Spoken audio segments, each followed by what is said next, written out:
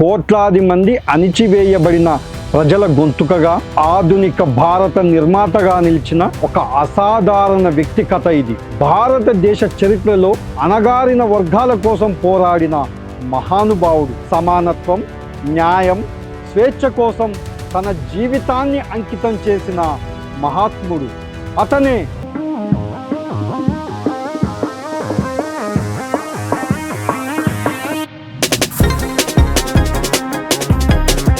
Doctor B R Babasaheb Ambedkar.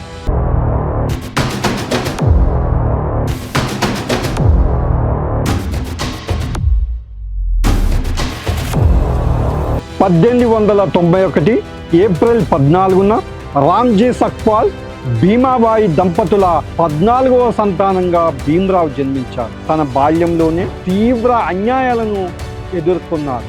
చిన్నప్పటి నుంచే కుల వివక్ష అనే విషయాన్ని ఆయన చవిచూశారు. తరగతి గది బయట కూర్చొని చదువుకోవడం నుంచి దాహమైన నీళ్లు తాగే హక్కులేని దుస్థితి వరకు ప్రతి అవమానం ఆయనలో ఒక కసిని పెంచింది. జ్ఞానమే ఆయుధమని నమ్మిన భీమ్రావ్ సాయాజీరావ్ గైక్వాడ్ సాయంతో విదేశాలకు వెళ్లారు. కొలంబియా యూనివర్సిటీలో పిహెచ్డి, లండన్లో బారిస్టర్. చదువులో ఆయన సాధించిన శిఖరాలు ప్రపంచాన్ని ఆశ్చర్యపరిచాయి. కానీ తన సొంత దేశానికి రాగానే మళ్ళీ అదే అస్పృశ్యత ఎదురైంది.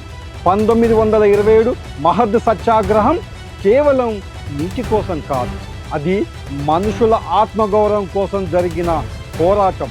చదవండి, సమీకరించుకోండి, పోరాడండి, ఎడ్యుకేట్, ఎజిటేట్, ఆర్గనైజ్ అనే పిలుపుతో దళితులలో చైతన్యం నింపారు.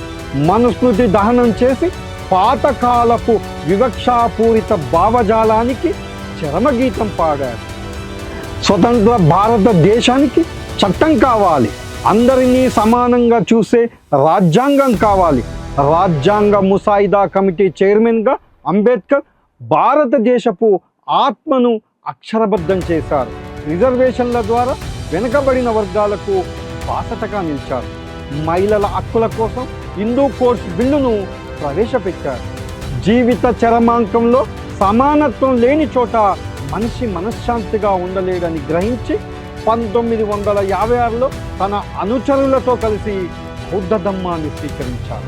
అహింస, కరుణ, సమత ఉన్న మార్గంలో నడవాలని బోధించారు.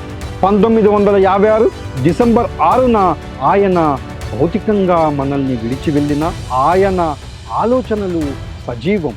భారతదేశం ఉన్నంతకాలం, ప్రజాస్వామ్యం వెలిగినంతకాలం బాబాసాహెబ్ పేరు మారుమోగుతూనే ఉంటుంది. ఆయన కేవలం ఒక వర్గానికి చెందిన నాయకుడు కాదు, నవ భారతానికి వెలుగు దివ్వే, అణగారిన వర్గాల ఆశాకిరణం, సమానత్వానికి ప్రతీక. అతని ఆలోచనలు యుగాల పాటు మార్గదర్శకంగా నిలుస్తాయి.